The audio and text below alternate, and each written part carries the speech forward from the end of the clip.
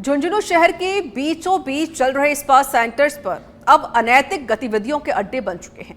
कोतवाली पुलिस ने आज शाम को बड़ी कार्रवाई करते हुए 4 स्पा सेंटर्स और एक गेस्ट हाउस पर छापा मारा है। इस दौरान स्पा की आड़ में जिस्म फरोशी का धंधा चलता हुआ पाया गया। पुलिस ने मौके से संचालकों समेत 10 को गिरफ्तार किया है, जबकि स्पा में कार्यरत युवतियों को हिदायत देकर छोड़ दिया गया। पुलिस की यह कार्रवाई Churu road, Panchdev circle, road number 2 और गुड़ा रोड इलाके में की गई। एक साथ कई ठिकानों पर हुई तविश से स्पा सेंटर संचालकों में अफरा तफरी मच गई। जिला पुलिस अधीक्षक के आदेशानुसार आज स्पा सेंटरों पर, होटलों पर अवैध गतिविधियों में लिप्त व्यक्तियों के विरुद्ध कार्रवाई करने का अभियान था। इस अभियान के तहत 4 स्पा सेंटरों पर पुलिस ने दबिश दी। इस दबिश के दौरान होटलों के और स्पा सेंटरों के संचालक सहित कुल 10 व्यक्तियों को शांति भंग के आरोप में गिरफ्तार किया गया। अनैतिक गतिविधियों की एसीबी स्पेशल टीम जोधपुर ने बड़ी कार्रवाई करते हुए पुलिस थाना फलौदी में कार्यरत एएसआई को जांच बदलने के मामले में 25,000 की रिश्वत लेने की मांग पर हामी भरने पर उसके इशारे पर मध्यस्थता करवाने वाले अधिवक्ता को ट्रैप करने में सफलता हासिल कर ली है।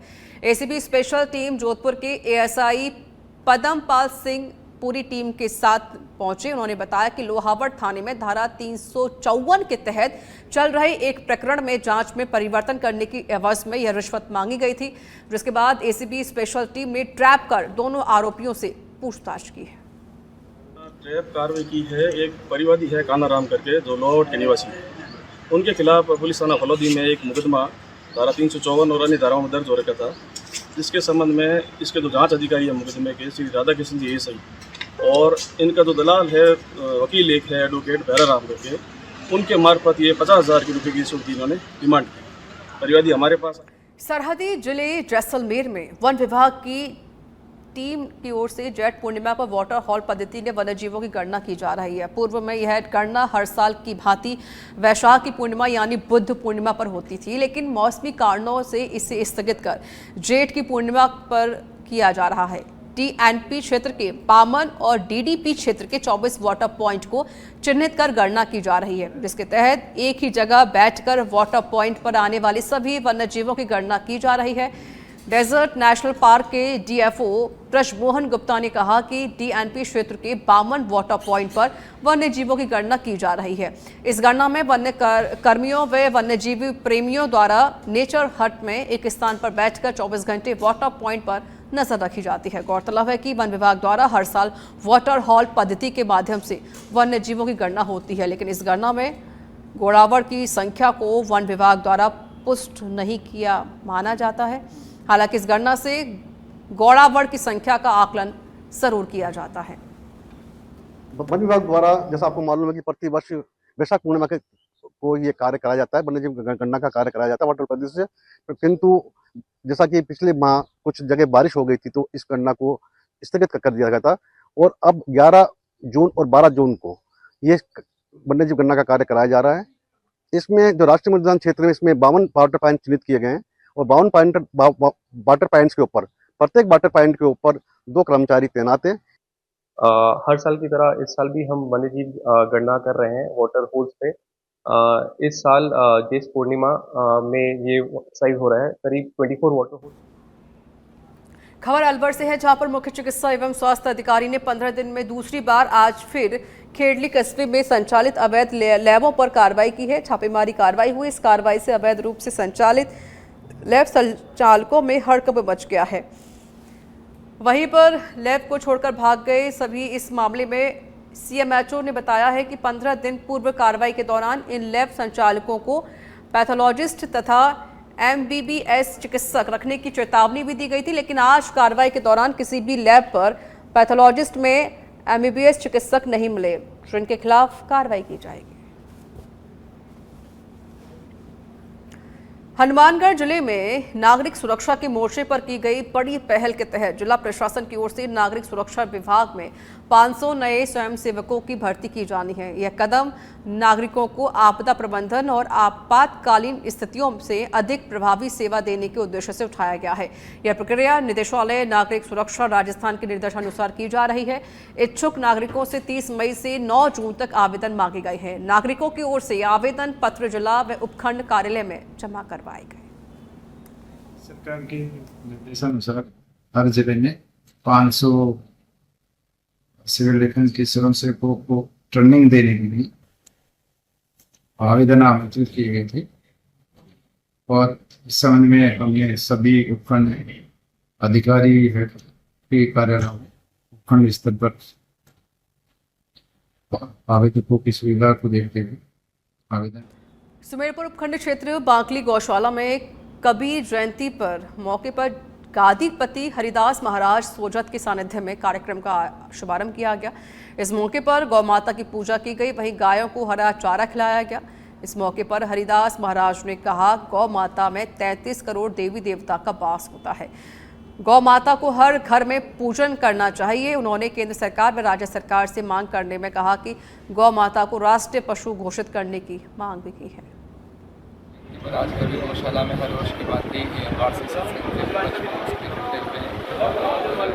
इसी संदर्भ में कबीर साहब के जो उद्देश्य सुनाए हैं। कबीर साहब एक बहुत ही उच्च कोटि के मानवतावादी संत हुए, जिन्होंने मानवतावादी का संदेश दिया है और जात पात की भावना से गुरु करके जीवन में मानवता का सिद्धांत अपनाना चाहिए और साथ ही में उन्होंने सेवा को बहुत किया है। सर्वप्रथम कबीर गौशाला सेवा समिति द्वारा कल यज्ञ का कार्यक्रम रखा गया था, जो कन्या गुरुकुल की ब्रह्मचारियों को राजस्व टीम ने जुगलपुरा में जीवन सिंह की ढाणी में पगथली की ढाणी तक गुजरने वाले गैर मुमकिन रास्ते से जेसीबी मशीन लगाकर अतिक्रमण हटाने की कार्रवाई की है। राजस्व टीम ने अतिक्रमण हटाकर रास्ते को सुचारू रूप से चालू कराया। इस मामले में तहसीलदार ने बताया कि यूटीएच मंत्री झावर सिंह खर्रा की जनसुनवाई में क्षेत्र से पंचायत समिति सदस्य विक्रम सिंह गुर्जर द्वारा परिवाद पेश कर निवेदन किया गया था कि विवादित रास्ते को संज्ञान में लेते हुए यह कार्रवाई की गई। वहीं अतिक्रमण हटने पर ग्रामीणों द्वारा प्रशासन का आभार व्यक्त किया गया। सुजानगढ़ के ताल छापर कृष्ण मृग अभयारण्य में आज सुबह 8 बजे से वन्यजीवों की गणना शुरू कर दी गई। इस संबंध में डीएफओ ने बताया कि 24 घंटे तक सभी तरह के वन्यजीवों की गणना की जाएगी। यह गणना वाटर हॉल, ट्रांजिट लाइन और कैमरा ट्रैप से की जा रही है। घटना में 1 दर्जन से ज्यादा वन कर्मी तथा वन्यजीव प्रेमी लगे हुए हैं। डीएफओ ने दावा किया है कि पिछले साल की तरह इस बार भी काले हिरणों सहित कई वन्यजीवों की संख्या में वृद्धि देखने को मिलेगी। देखो, जैसा कि आपको पता है कि अभी पिंच पीरियड है, इसमें पानी की कमी रहती है, तो विभाग एक तो ये बहुत सभी रेंजों में ये व्यवस्था कर रहा है कि कहीं भी कोई भी जल स्रोत है वो कोई खाली नहीं रहे, जहाँ वन्य जीवों का आवागमन रहता है। और जहाँ तक ताल छापर वन्य जीव अभयारण्य की स्थिति है, तो मैं विश्वास के साथ कह सकता हूँ कि इस बार फिर इसकी गणना में, वन्य जीव गणना में इसकी संख्या में काफ़ी बढ़ोतरी होगी। और यहाँ के जितने भी वाटर होल्स बने हुए हैं, पूरी पानी की प्रचुर व्यवस्था है उसमें। यही नहीं, पूरे जिले में जहाँ भी पानी के स्रोत हैं, वहाँ कोई भी ऐसा स्रोत नहीं है जहाँ पानी की व्यवस्था नहीं की गई है। स्टाफ आज प्रातः 8 बजे से कल प्रातः 8 बजे तक लगातार इसकी गणना कर रहा है। उम्मीद है सभी वन्यजीव प्रजातियां हैं उसमें इजाफा होगा। ताल छापर वैसे तो ब्लैक बक सेंचुरी गवर्नमेंट से नोटिफाई है, पर यहाँ पे ऑलमोस्ट 335 तरह की बर्ड स्पेसीज मिलती है, जिसकी वजह से बहुत से bird photographer and bird enthusiast all over world से यहाँ आते हैं। Not only India but Europe, America, Australia, सभी कंट्रीज जैसे ऑलमोस्ट बर्डर्स यहाँ आते हैं बर्डिंग। राजसमंद के देलवाड़ा में बड़ी सड़क दुर्घटना सामने आई है, जहां 3 वाहन आपस में भिड़ गए और सभी में भीषण आग लग गई। घटना में 2 कंटेनर और 1 ट्रक शामिल है। सूचना मिलते ही देलवाड़ा थानाधिकारी विजेंद्र सिंह शेखावत पुलिस जाब्ते के साथ पहुंचे और राहत कार्य शुरू किया गया। घटना अनंता हॉस्पिटल के पास हाईवे पर हुई है।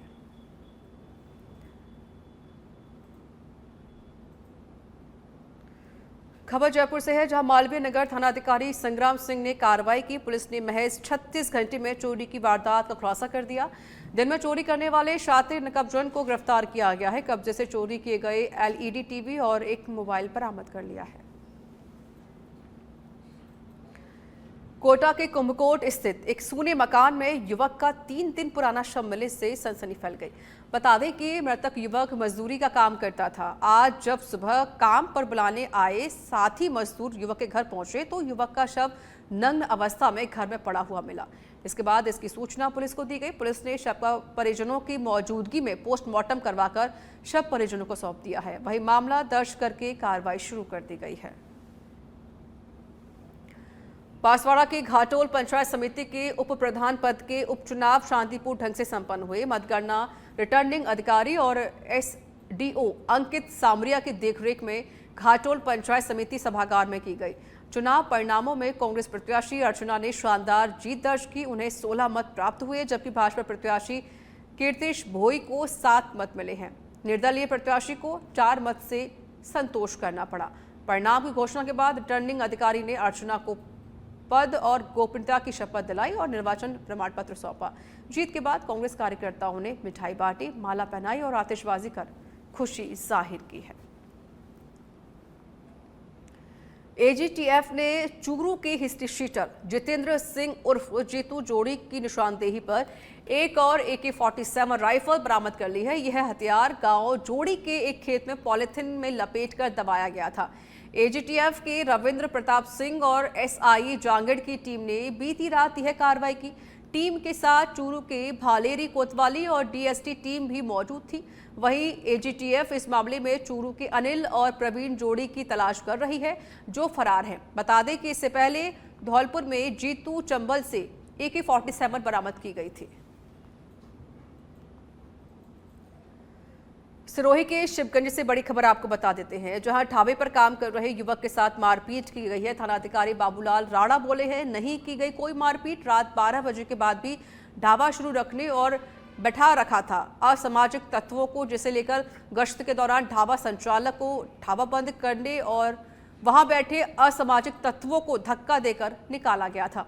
CLG की बैठक में कई बार इस प्रकार की शिकायतें मिलती हैं। चाय की थड़ियों और ढाबों पर चोर चक्के को पनाह मिलने की शिकायतें भी मिलती हैं, जिसे लेकर पुलिस गश्त के दौरान ऐसे ढाबों की जांच करते हैं। घाटोल उपखंड के भुगंडा थाना क्षेत्र में अवैध शराब कारोबार को लेकर पुलिस की कार्रवाई संदेह के घेरे में है। एक और जहां छोटे देसी शराब विक्रेताओं पर पुलिस सख्ती से कार्रवाई कर रही है, वहीं दूसरी ओर सरकारी गोदाम में चल रही अवैध शराब बिक्री पर आंख मूंद लेने के आरोप लग रहे हैं। स्थानीय ग्रामीणों ने बताया कि पुलिस अक्सर छोटे पैमाने के अवैध शराब कारोबारियों के खिलाफ कार्रवाई करती है, जबकि सरकारी गोदाम के भीतर बड़े स्तर पर अवैध शराब बिक्री पर कार्रवाई नहीं होती है। स्थानीय लोगों का मानना है कि पुलिस और आबकारी विभाग की मिलीभगत से यह शराब बेची जाती है। पिंडवाड़ा सिरोही से खबर है, जहां पर उदयपुर पिंडवाड़ा हाईवे पर दिन दहाड़े असामाजिक तत्वों द्वारा पथराव करने की घटना सामने आई। दरअसल पथराव की घटना उस वक्त हुई जब सिरोही निवासी एक युवक अपने साथियों के साथ उदयपुर से अपने घर लौट रहा था। तभी मालेरा टोल से लगभग 8 किलोमीटर दूर उसकी कार पर तेजी से पत्थर फेंके गए। पत्थर की चपेट में आने से कार के शीशे चकनाचूर हो गए। गनीमत रही कि कार में सवार किसी भी व्यक्ति को चोट नहीं पहुंची है। वहीं पुलिस भी मामले की जानकारी लेकर मौके पर पहुंची और जांच पड़ताल शुरू की गई।